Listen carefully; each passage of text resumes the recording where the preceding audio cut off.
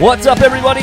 Welcome to another episode of the Brewtally Speaking Podcast, the official podcast of MetalNexus.net, where you can get all your show reviews, concert photos, and the latest going-ons and flashbacks of the rock and metal world. And with me, as always, is the most hated man on the internet, Daniel Terry.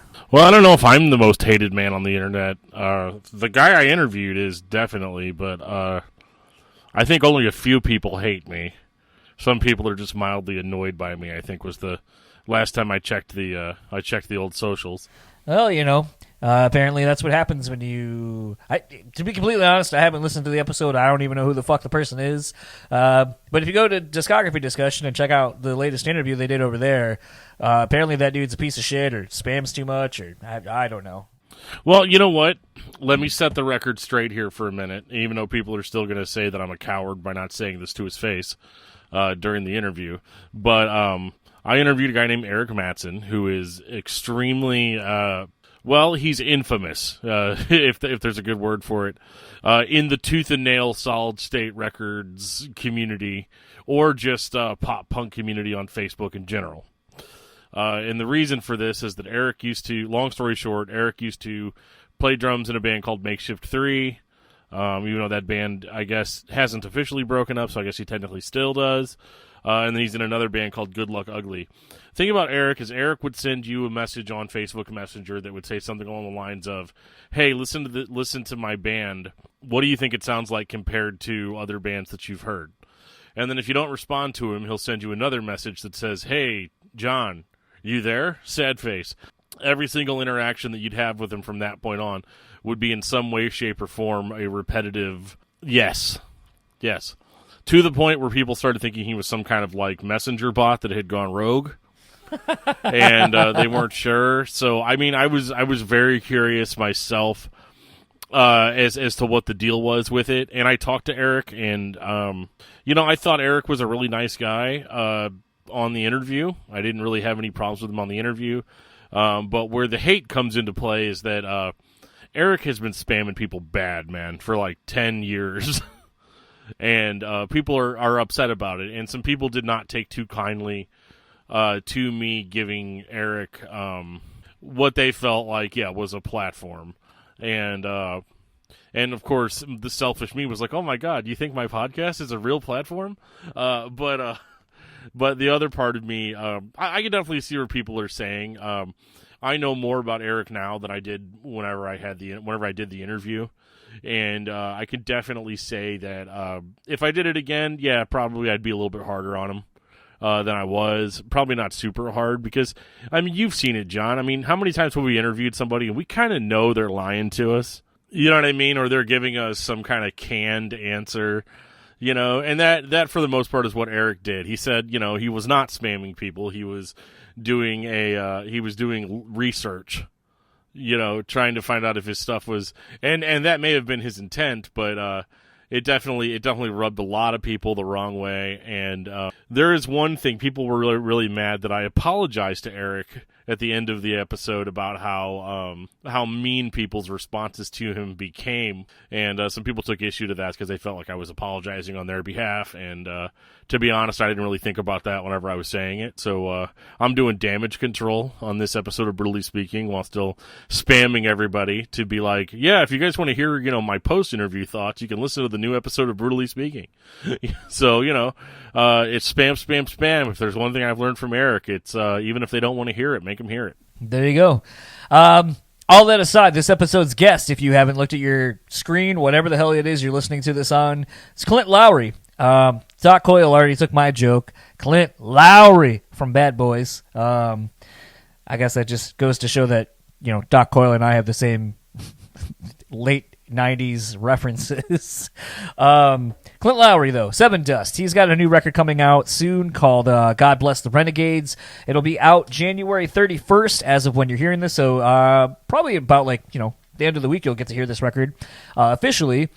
And this was interesting. We've had Lejean on to talk about the latest Sevendust record at the time. This came to our inbox, and I was pretty excited to talk to Clint. I think anyone who's a fan of Sevendust knows that Clint is a big part of their sound. And just what he's done outside of the band is pretty interesting. I mean, being, leaving Sevendust to go start Dark New Day, working with his brother Corey on a lot of stuff, being the extra guitar player in Seether as of recently, working with the Crowbot dudes. Dude just loves writing songs and writing songs of all kinds. So when we got this solo record, I was kind of interested to see what Clint would sound like, where he's finally willing to put his name on it, because this isn't technically the first solo Clint record, but it's the first to have his name on it. So no, this was really cool, and I like that, collectively we've talked to most of Sevendust at this point, and but no, hearing some of the stuff that he's had kind of brewing in the background, really cool. I haven't heard the record yet, but I've heard samples of it, and obviously I've heard the the famous Scott Bowling intro. Yeah, that was a good time. Yeah, absolutely. And no, it was a good chat. I definitely I don't know if we want to get into what he said at the end about Nine Inch Nails right now, but we can maybe talk about that in the outro. Yeah, I mean, I think the thing for me is that Nine Inch Nails thing kind of came out of nowhere. But kind of speaking of things coming out of nowhere, I do want to kind of give it up to Mark and Nothing More for actually, sharing our episode. Something Dan and I have talked about quite a bit is the fact that people don't really share our content with them. They pretty much are just we're reliant on whatever the shares are, or the people who listen to this episode, Dan and I sharing these episodes and so forth. So for the band to actually on all of their socials share our conversation was actually pretty cool, and is not something that's taken lightly by us. It doesn't happen very often. So shout out to Mark, shout out to Nothing More. I know that was a really loose conversation in the truest sense of the form. That literally was Mark and I opening beers, turning on the microphones, and you just hearing what we talked about for about 45 minutes to an hour. Yeah, and it was fun. Yeah, I mean, it's one of those where, as I listened back to it and I was going to edit it, it's I don't really want to edit it, because it's then I feel like it loses its in the raw, in the moment kind of feel that it had, and I felt like doing that would be disingenuous to the chat itself. And I mean, by all accounts, a lot of the Nothing More fans seem to really like it and enjoy it, and I think that's something that we kind of do on this podcast, and I do like when we get to do that, is just kind of have something more off the cuff. There's nothing to promote, there's no reason I have to talk about a specific thing, or Dan has to talk about a specific thing, and I think that's what makes some of these episodes more fun, is when we get people off the traditional album cycle promo area. Yeah, absolutely. I mean, I think that's the most fun about doing freeform conversation. It's, as we talked about in our end of the year episode that we did recently. Those are my favorite kind of chats. Is just being able to kind of cut loose and it just sound like two friends talking. You can usually get the best stories out of that. You can get the best side tangents. You can get all of that stuff. And I know some people like to listen to just very straightforward interviews, but for me, I'd rather read a straightforward interview than listen to it. If I'm going to listen to it, I want to hear everything that goes with that conversation. Absolutely. And without further ado, we'll talk a little bit more about a lot of other things after we're done with this chat with Clint. So without further ado, here's my conversation with Clint Lowery. We'll talk to you afterwards.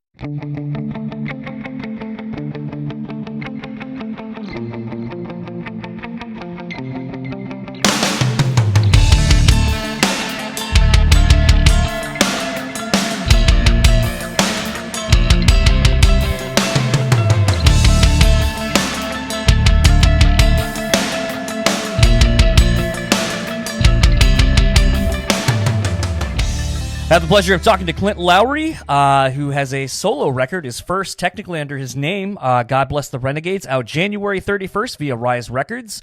We are just about 2 weeks away from the release. How are you feeling as of right now? Man, I'm feeling good, man. I'm kind of, it's getting more real by the day. Realizing I'm getting ready to have to, go out and tour this thing and put this full record out that I've been really trying to get together for a lot of years. And for it to finally becoming a reality is just I'm super stoked, man, and just very thankful and excited, nervous, all the emotions. It's kind of funny. And thinking about this, I kind of made the joke that, this is the first solo record technically you put out under your name. You've done a lot outside of what I think most know you from is Sevendust. And it does make me wonder, is there a more sense of, I don't want to say uncharted territory, but just kind of more feeling nervous, excited, all these kind of things, because it is you, it's your name, it is 100% you on this as a whole? Yeah, I mean, there's been a comfortability that's been with Sevendust for a long time, and I have a lot of other personalities and creative minds to lean on in the Sevendust thing. Even though I do a lot of writing for the Sevendust stuff, even with the lead vocals, I write a lot of that stuff. But this is definitely, I'm definitely going to, the focal point, I'm not used to it, but there's been one thing that's been missing in my life, and it's like I've written a lot of lyrics over the years for Lejean and different singers, and I just wanted to have that opportunity to sing the songs directly to the people instead of being the third person out, that's just kind of watching the connection. I wanted to have the connection, and I wanted to look at people and sing it, and then to realize that it was me saying the words, and coming up with it. It's been an honor to write for Lejean, but for me, this is just one of those things where I just needed to do it just to have that feeling and to have that connection with people. Something to that effect, I don't know if people know how many songs you write for Sevendust, or even more to the point, how prolific of a songwriter you are working with other artists as a whole. And it does kind of make me wonder, when you kind of started compiling this for your solo record, were any of these songs that maybe you had written for someone else and then just kind of either didn't work out, or that you were holding on to and then kind of went back and reworked on for what would become the solo record at all? Yeah, I mean, I archive a lot of material. I'm always writing, but once this was like directly in my my priority list, once I knew that this was going to happen, it was about 2 years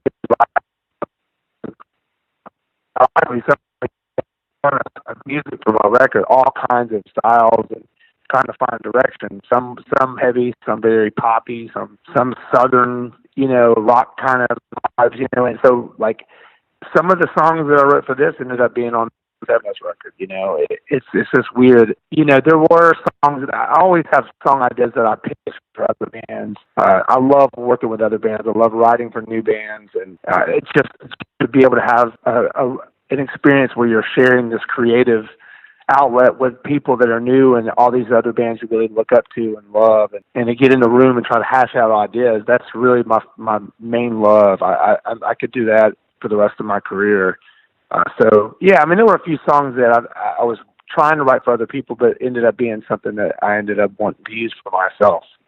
Does it get hard to write cohesively for what will be a solo record, or is it more freeing to kind of write in the mindset of, I can go anywhere and anywhere with this because no one knows what this is supposed to be. I'm kind of figuring it out as we go. Oh man, that was the beauty. And there were some very drastic songs. There were songs like the first version of the song Kings was all electronic, and it was very hip hop. And the song I wrote it was one of the songs that I wrote 2 songs with other people, and one with Drew Falk helped me write Kings. And it was like completely hip hop, no guitars, and it was cool. And Elvis is the one that kind of, he produced the record. He kind of rounded out the sound and turned it back into a rock record. So even the more alternative songs ended up becoming more straight rock, because Elvis just loves that. He does that really well, and he's like, you need to do this. Don't go too crazy. Just be a rock singer, and do a heavier rock record, So I trusted him, and that's what we did. It's funny, you're the second person I've had on recently that's worked with Drew Falk, and it's interesting because he works more in the hip-hop and kind of R&B world, but he's starting to trickle into this kind of hard rock, heavy metal world, and it's interesting to see how he brings what he's done into what, the rock, heavy metal guys are doing, and kind of creating this new sense of things. But I feel like, you guys, I mean, Sevendust initially being from Atlanta and, you know, the hip hop scene being so strong around the time of you guys coming up, I feel like that's also kind of undeniably part of your sound, that bounce and that kind of, that, you know, that Southern swagger a little bit to it. Yeah, I mean, there's a rhythm. I mean, look at LeJean. You know, his background is R&B. I grew up listening to all R&B, the stations and radio stations. I listened to that more than I listened to heavy music. I didn't get into heavy music until later, but yeah. So I mean, that groove, that soul, the groove is just important. I've always, no matter what project I do, and Drew's good at that. I mean, there's progressive metal bands that have super amazing rhythms and that resemble hip hop. So it's weird that you can merge them without even knowing that they're being merged. You know, they just have this unique common thread to them. You know, kind of speaking a little bit more to the technical side of things, you know, when listening to this record, something that kind of stood out to me was the different tones that you kind of use all over the record. And, you know, kind of thinking back to more of the Sevendust catalog and so forth, where there's a lot of effects being used and so forth, but I feel like you haven't played around with tone as much as you did on this record. Was that something you kind of set out to play around with and kind of create more of unique vibes onto the specific songs themselves and kind of create a wider palette of tones and so forth? Or was that just kind of a happy accident based on writing these songs? It was kind of both. I mean, we purposely tried to have the typical active rock guitars. So there was a lot of single coils, there's a lot of effects, and a lot of layers, and like floor stomp pedal, pedals, and just everything to kind of just give it even the normal and a different take, you know, modernizing it a little bit. So there was like I used it a lot of stuff, and that just creates this like Frankenstein, you know, just huge sound, and automatically it makes it a little more alternative to me when you have those effects. It gives it just a shimmer that I love. Yeah, I definitely noticed, you know, I was kind of trying to decipher the various things going on, you know, with some of the leads going on, it was kind of more of a straight ahead kind of a tone. But then in kind of your cleans, like there's a couple of different clean tones and so forth, and your rhythm tone is really thick and chunky, but it's not quite the Sevendust tone. It's a little bit warmer, if that makes sense. And, you know, it's funny you say you kind of put like an active rock kind of sounding that was kind of active in your head of how you wanted it to come across, because I just couldn't put my finger on what it was that I was hearing, but I was like, it sounds different, but it's still you at the same time. But I guess that would be it, is that you were kind of trying to create something a little more radio-friendly kind of a tone. Yeah, I mean, I was just trying to pick a tone that matched the vibe of the song. I didn't do I didn't do hardly any solos or anything. This record was just really concentrated on the songs and the vocals. Maybe next record, if I do another one, it'll be more, I'll throw like real solos on there and everything, because I love that stuff too. But, you know, the tones I think were just suitable for the direction of the song, you know? Yeah, definitely.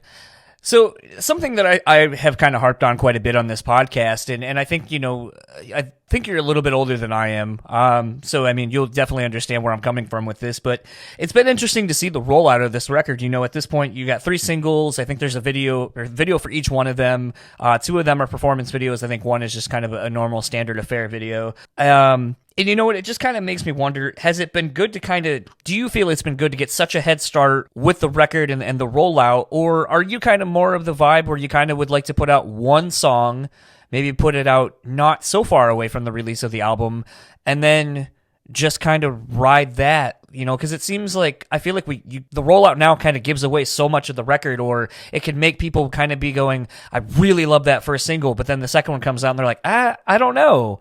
And so sometimes I'm just so used to it being the old way, where it's like you get one single, that's all you got, and either that was the strong enough to make you go buy the record, or it wasn't. And I don't know. I guess it could be played both ways. I mean, the way you just described it, I could see the pros and cons with each. I'm an old school guy.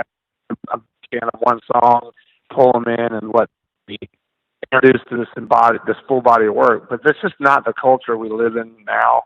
I think the reason that Rise Records and they want to do a front-loaded promotional thing is just to give us a wider, like, keep the momentum going. It's just a different tactic. You know, as much as I don't want to do it, I'm open to it, and I like to see if it works or not. If it works in this particular climate the way it is, people are just like so it's just their attention spans are a lot shorter. So it's just like you throw a song out, and maybe if they didn't like that, they'll like the second. If they don't like that, maybe they'll like the third. But I'm not against it. It is interesting though. It's one of those, I don't know which word works better, and for you to bring it up I think it's a great question. It's good to ask yourself that. Well, even kind of more so, how did you come to pick the 3 singles that are out currently? Because, I mean, when listening to the record as a whole, and this sounds like a backhanded compliment, and I definitely don't mean it to be, but when listening to the whole album, I'm like, honestly, any of these songs, could have been singles or could have been the lead-off singles, because I think the whole record is just that strong. So it seems like it would be kind of hard to pick something like, I was kind of surprised you didn't kind of go with something on the back half of the record and kind of, when people pre-order or whatever and see like, I really like the song. Holy shit, that's on the back half of the record. That has me excited because if this is toward the end, then holy shit, what's in the middle? Or, things like that, like people who may pay attention to a track listing at that point. Yeah, I mean, there were a couple songs I really wanted to release first that didn't get picked. And I kind of let that happen with the team because I get so close to everything. I don't even trust my own opinion when it comes to there was a couple. There was one that was a standout, but the other ones I was just like, whatever you guys think. And we debated it, and you deliver it. If it were only the one song, that choice would be a lot more. Choosing that would be a lot more of a struggle. Knowing there was going to be 3 songs, I wasn't too upset. I'm like, well, that's a good presentation of what the record's like. Hopefully they'll be the people that get it. I'm like, man, this is even better than I thought. Instead of it putting your best songs out there and then not having everything else kind of beat, the dud songs, Yeah. I hope the desired effect is to what effect that you experienced and that you like some of the other songs too. And that's the ultimate goal for me. Well, I mean, like a song like You Go First, like I think that could have been, it's a little bit different than anything else that's kind of out of the 3 songs there are out currently. And I think showcases a different side of the record that maybe people are wondering if it's there. So that was kind of what I was thinking song? Of. You Go First. Oh, that's my favorite song on the whole record. Oh, okay. Well, it's a pretty strong one. The first time I heard it, I was like, I'm going to skip, or I'm going to go back to that one, and then for like an hour, that was all I listened to. Oh, well, thank you, man. I thought that just having an odd time signature in the chorus would just throw people off, but the music lovers would kind of get a kick out of it. But I think that's a cool song, man. Something with this tour with Ultra Bridge getting ready to start in 2 weeks, that I've kind of been wondering is, how have you been prepping maybe differently for this tour than you would have for any of the other tours you've done? Oh, man. All right, so I have been rehearsing my ass off. Like, all I do, every single day, I'll run the set, I'll sing the set, I'll play it. I'm actually have my first rehearsals with my band next week. It's just about building my voice, getting endurance. I used to be able to, singing 3 songs was a challenge because when I first started practicing a couple months ago, it was like, man, I haven't sang like for a long period of time ever, really. And, backing vocals is a whole different world. So I've been singing, today's my first day off in a while. So it's just been going through the songs, getting super comfortable with it, building my voice up, my stamina. And I mean, I put more rehearsal time into this than I've done for anything ever in my life.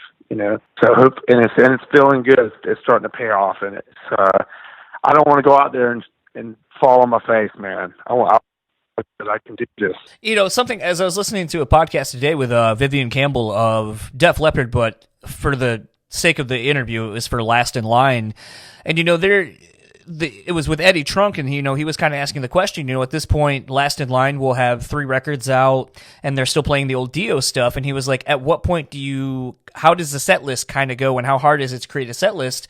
And it kind of made me think, in preparation to talk to you, I was like, like, this is technically your first solo record, so what does your set list look like as of when you're going to go out on this tour? Because there's so much material you could play and that you've written and had a hand in writing and so forth that I could see you doing, like Angel Sun, for example. I could see you dipping into that, or something maybe from the Dark New Day stuff, or, a lot of stuff that you have written over the years that fans would know.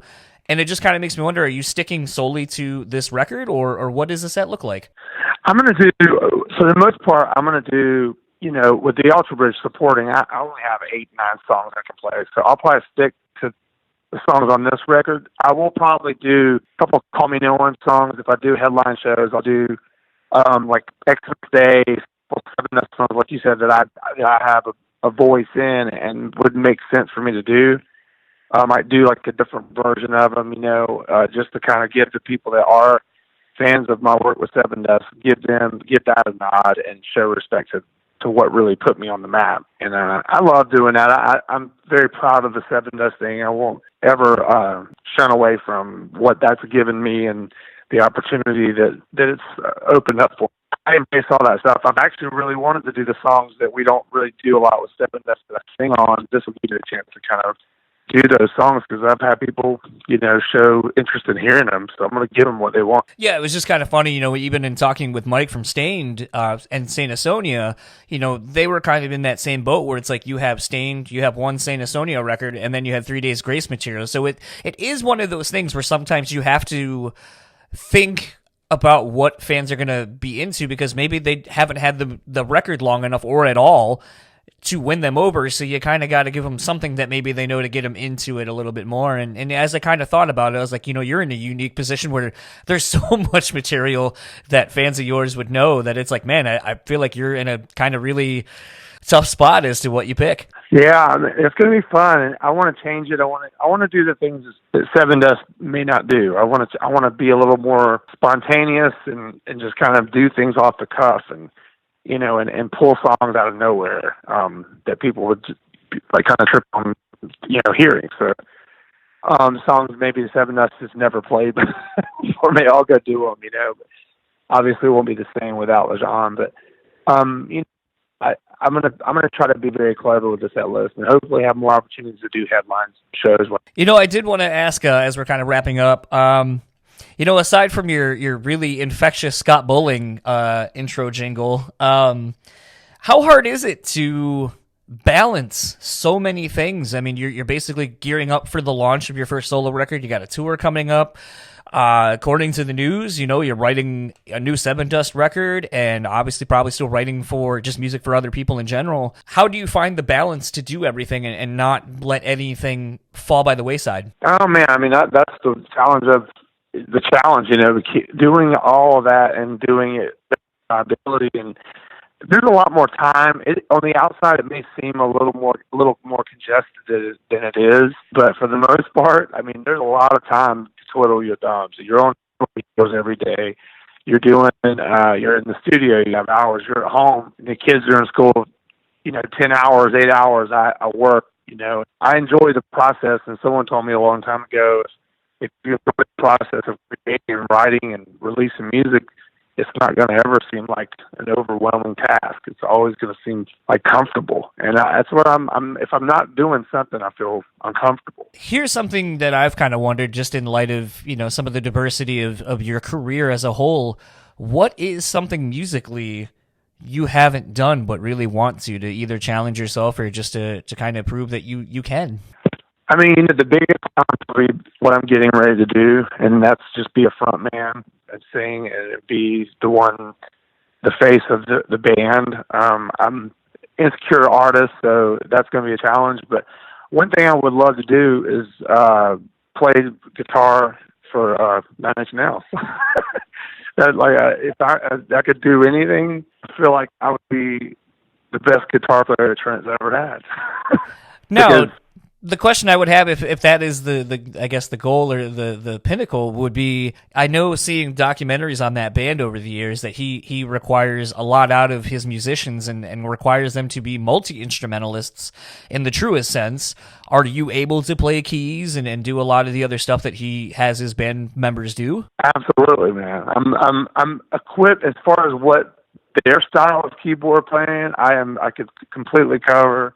I'm a percussionist. I drums, bass, sing. I would put myself up with any of the guys that do everything about what they do is something that I've always looked up to, and what he does require. And I've analyzed every musician he's ever had, and they're all great. And I'm not saying I'm great. I just know what they do. I would love the challenge. I'd probably get kicked out the second day, but I'd make a good run at it.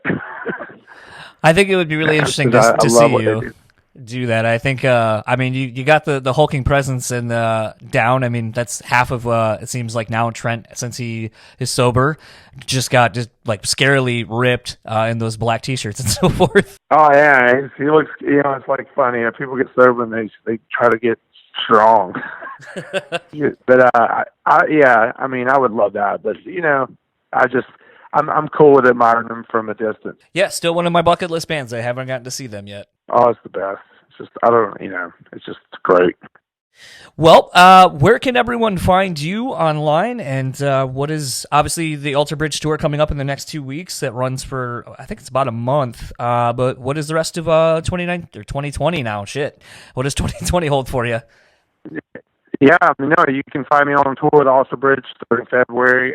You can find, anything tour information about the project on ClintLowery.net, on Instagram, Clint Lowery Official on Instagram, and that's pretty much tells you everything. I got a Facebook under my name band page, so that all details of anything I'll be doing will be on there. Awesome. Well, thank you very much, and looking forward to everyone hearing this record. All right, brother. Have a good one. I appreciate it. So that was my conversation with Clint Lowery. We teased it in the very beginning. Let's get right to it since it was there at the end. Clint Lowery wants to be in Nine Inch Nails? Question marks? He not only does he want to be in Nine Inch Nails, but he wants to make Nine Inch Nails better.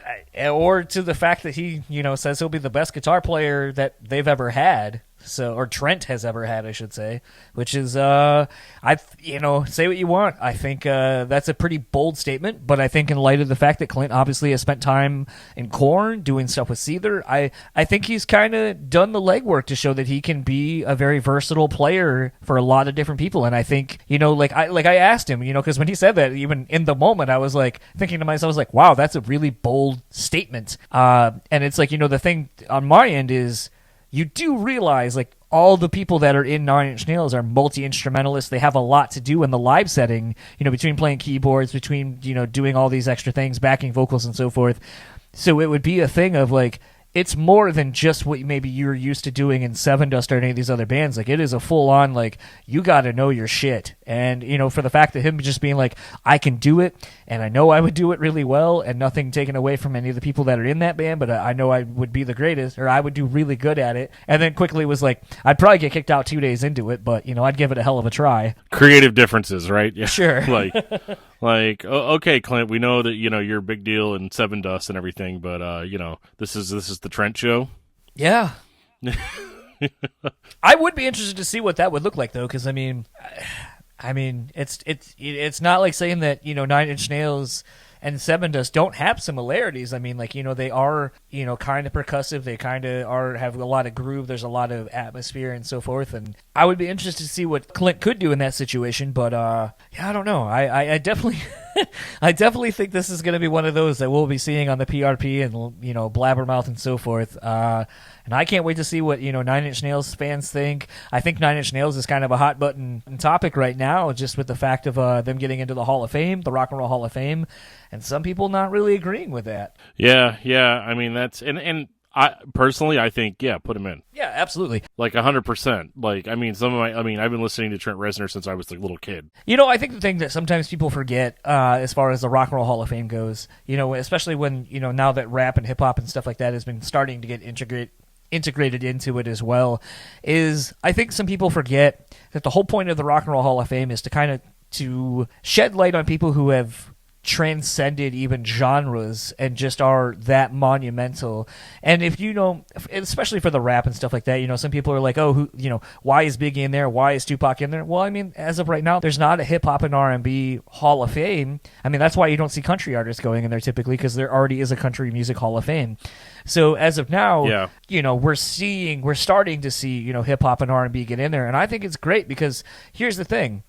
Motown heavily influenced a lot of other genres, which would later on become rock and roll. So, R&B and so forth makes sense there. Hip-hop honestly samples a lot of rock and metal. Whether you realize it or not, I think a song like Old Country Road, going back to Trent Reznor, they sample a song of Trent, or a snippet of something off of the Ghosts EP that from Nine Inch Nails. So, it just goes to show that we are kind of hand in hand with these genres, and whether you want to realize that or not is kind of it's a whole different talking point, but I understand why we're starting to see more growth as far as the people getting into the Rock and Roll Hall of Fame and on the ballots and so forth.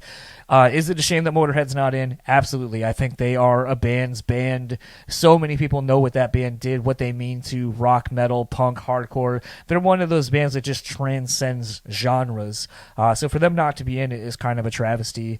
A band like Judas Priest, again, I'm not a big fan of them, but I definitely think that they should have been in for a long time ago. Just look at what they've done.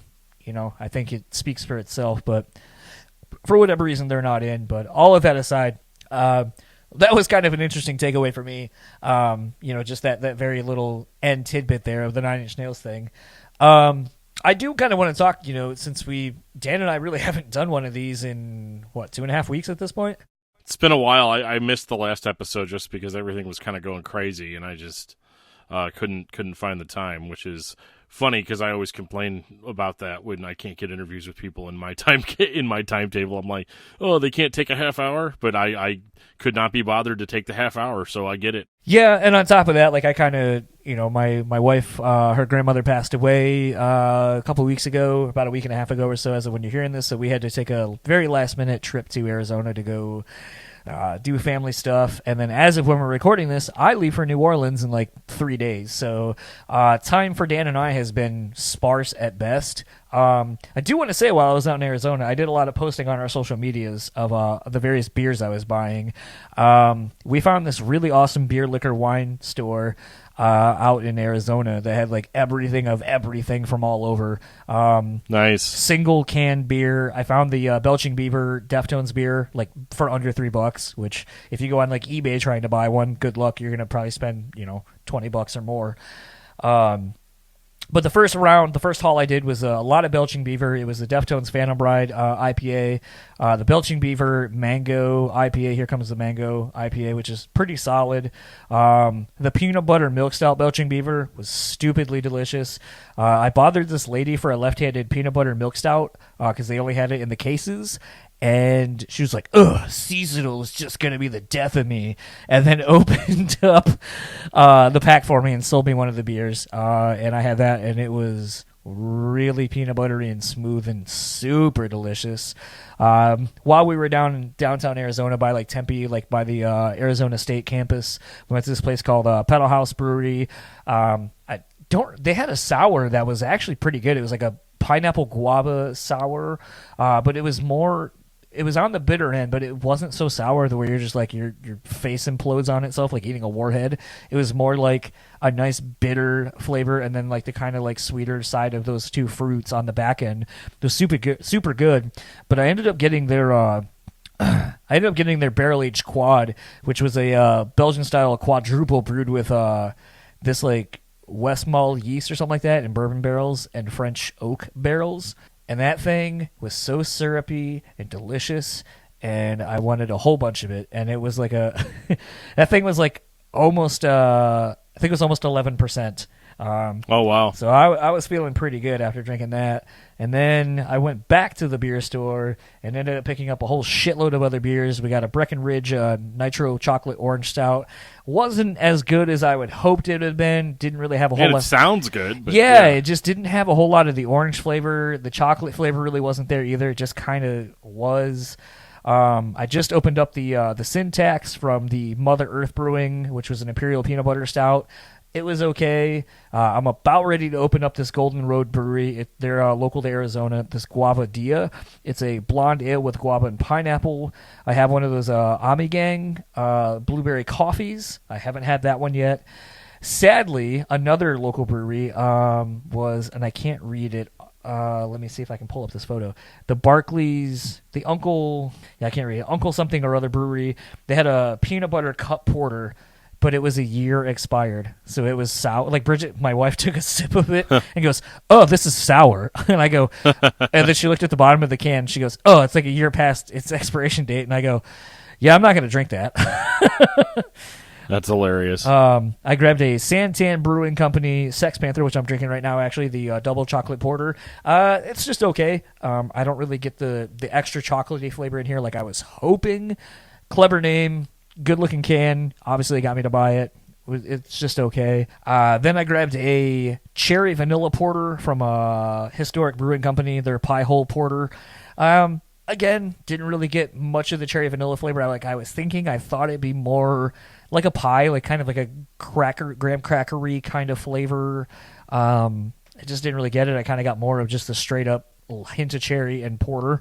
And one I have not tried yet, and I'm very excited to. I should have cracked it open for this, actually, is the PBR Stronger Seltzer. So everyone obviously knows White Claws and High Noons and all these things are in fashion right now. So PBR, which has come out with a hard latte, which is stupidly delicious. I just tried that really recently. They have a seltzer, and it's an 8% Oh, boy. seltzer. So I can't wait to crack that bitch open and just enjoy Fall that. asleep. Yeah, because, I mean, like, so far at PBR, with the various things they're doing, they went from having PBR Light, to having the PBR Easies, having the PBR, I think they're called Dark, I think is what it is. Like, PBR is expanding their line, and everything that they've done so far has been really pretty solid for what it is. Like, I know a lot of people give shit to PBR for being, bottom end of the beer spectrum, but I think for what it is, it's a pretty solid, consistent beer. You can drink a bunch of them. They're not too heavy. They're not too light. They got a nice, crisp flavor. I mean, PBR has stood the test of time for a reason. I mean, poor people like me, man. That was just what we drank. For the longest time, I used to work at a video game store making minimum wage right next to a gas station, and we drank PBR, it's just, and, despite the low cost and how it was the bottom end of beer for a long time, people just drank it and said, there's nothing really wrong with PBR, and then it became a hipster beer for a while, because, again, a lot of hipsters are poor, either through just being poor or maybe spending way too much money on vinyl. But PBR was the beer of choice. So yeah, like they've had a huge influx and they're like, you know what? We're relevant now. Yeah. So I mean, that's kind of been my thing. I'm actually going to go ahead and, going to try this Golden Road, Dia. I had, just this past, week, Joe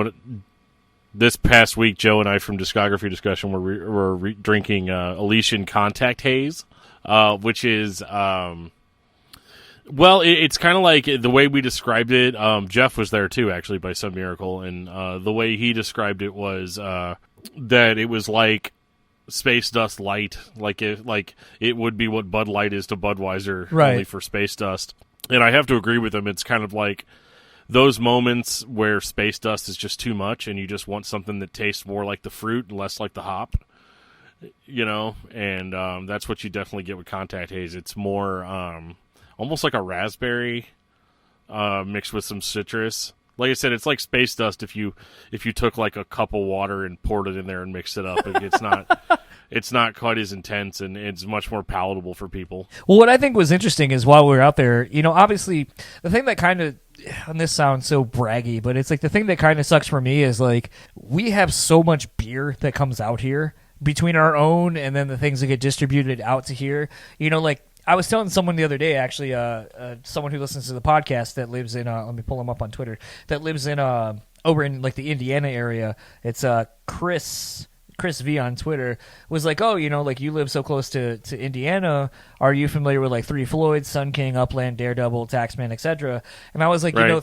Three Floyds, obviously, yes, they get up here. But, the problem is a lot of places in this area, this Midwest area that we live in, and just in general, the distribution isn't there. Like, I know in most of the travels my wife and I have done all over the country, consistently, if we're like, hey, what do you got on tap? Hey, what kind of, beers do you got? Craft beers. Inevitably, someone always goes, oh, we got this new Founders. We got this new Bell's. And it's like, dude, it's new to you. We've been drinking that for like 3 years back home. Like, I don't want Founders. I don't want Bell's. I really don't want New Holland. Like, I don't want the shit I can get at home. I want right. things local to where I'm at because I want to have that experience of trying something from somewhere else. That's half of the fun of going new places. Like, I'm excited to see what kind of a craft beer, craft cocktail game New Orleans has got when we go in a couple of weeks, or in a few days actually.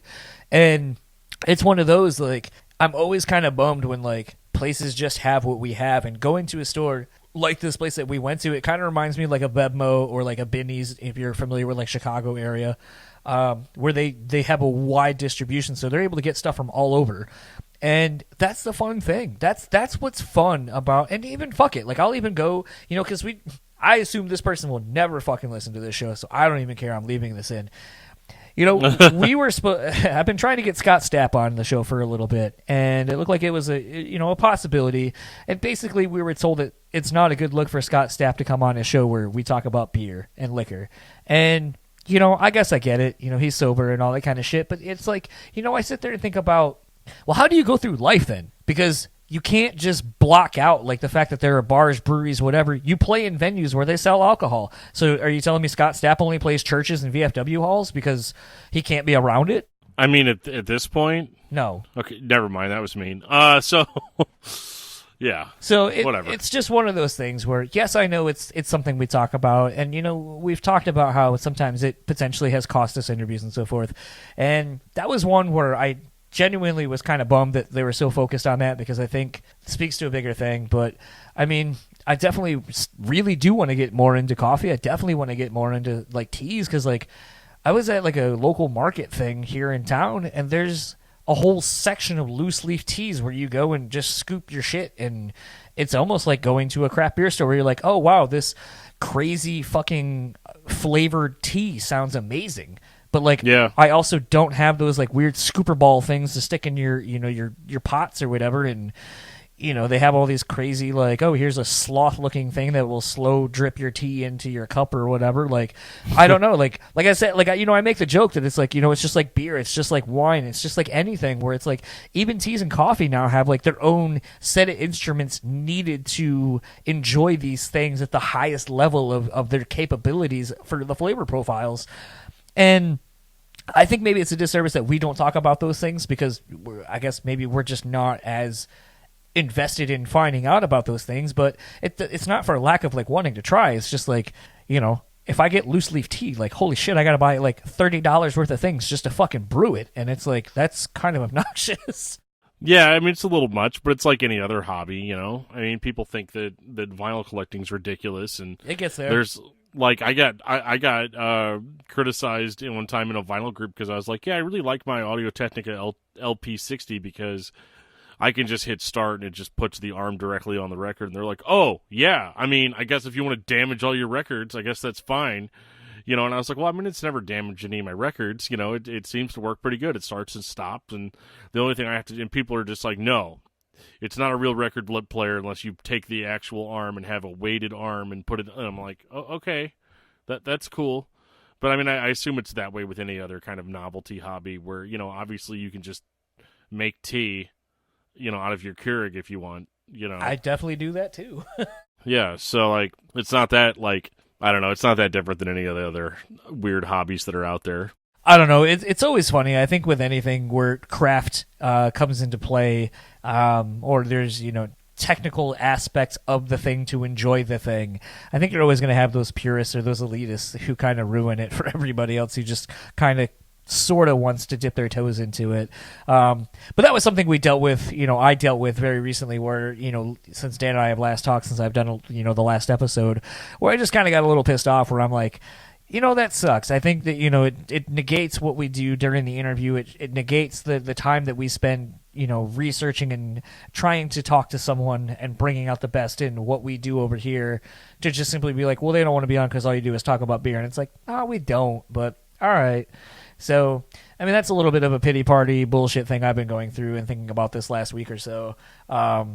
So, I guess we don't get Scott Stapp, but that's okay. We had Mark Tremonti on. Yeah. He's really he's really the best member of that band, in my opinion. I mean, sure. My opinion. Yeah. I mean, as a drumming fan, I do like Scott Phillips. I think he's a good drummer for what they do. And obviously in Alter Bridge, him and Mark and their bass player, I can't remember his name, have obviously shown they're able to do more than what Creed allowed them to do. Yeah, I agree with that. I mean, you can't. This is going to sound really mean, but like you can't be an over the top show off musician in Creed. It's not how their songs work. No, Well, we've been rambling long enough, so let's wrap this up. If you would like to follow Clint Lowery, simple enough, Facebook, Clint Lowery Net, Instagram, Clint Lowery Official, Twitter at Clint Lowery Net, and if you would like to just find everything for everything, go to clintlowery.net. You can find all the socials, tour dates, information about this record. God Bless the Renegades, out this Friday as of when you're listening to this. Solid record out via Rise Records. Thanks to Clint for taking the time. If you would like to keep up with Metal Nexus, find them at metalnexus.net, Facebook at Metal Nexus, Instagram at metal.nexus, Twitter at metal_nexus, and Dan will tell you where he can be found. I can be found on Facebook under Daniel Terry. I can be found on Twitter at DiscussMetalDan. You can send me an email at, I almost gave my real email address. You can send me an email at discussmetaldan@gmail.com. You can find my other podcasts at discussmetal.com. So, I'm pretty much available. You just send me something and I might respond to it. And if you would like to keep up with all things this podcast, find us simply enough at BrewSpeakPod, Facebook, Instagram, Twitter. Check us out on YouTube where applicable. We do have videos up there. Been getting a lot of comments on the Spencer Stiletto, or Sotelo, or however you say his last name, from Periphery. Those are much appreciated. Always love when people find our podcasts on different mediums and comment on them as well. If you would like to buy pins, we have pins. We are trying to get Dan to Furnace Fest. $15, get you a pin. Contact us. Send us a DM. Email us at brewtallyspeaking@gmail.com. However you need to get a hold of us, we can be gotten a hold of. Buy one of these pins. If you live in the outside U.S., we'll figure out a way to get you a pin for as little as we can to make it where we're not losing money. But again, if you live in the U.S. and you want a pin, $15, get you a pin, free shipping and handling.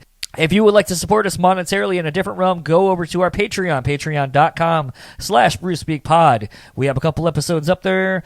Not a whole lot of love going over there, to be completely honest, but doesn't mean we don't want to do that more. Doesn't mean that we don't have fun doing the episodes that we did, but we're going to try to get that going again. I know I personally enjoy doing those. They're just really chill. It's just Dan and I usually doing a top 5 list of some kind, so if you're into that kind of thing, head on over there, patreon.com/BrewSpeakPod. Rating, reviewing, subscribing. You hear it all the time. We're going to keep it short. Do those things. Wherever you are listening to this on, there is an option for that. Please do it. Goes a long way. We will start reading them on here if that will encourage you to do that. Helps us greatly pop up on other algorithms and so forth. And sponsors. Go to the Bean Bastard, beanbastard.com. Get you some delicious coffee. They got a new logo. I can't wait for it to be on merch. I hope they do some fun things with it. Head over to the beanbastard.com. Get some coffee. Bean Bastard on Facebook and Instagram. And go over to On Point Pomade, onpointpomade.com. Use our code BSP15 and take 15% off your total order. Let them know that we sent you. We want you looking at your best and everything being on point, beard, hair game, on point, onpointpomade.com.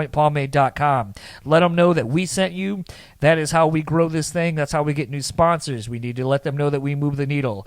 And for the Brewtally Speaking Podcast, I am John. And I am Dan. We will talk to you all next time.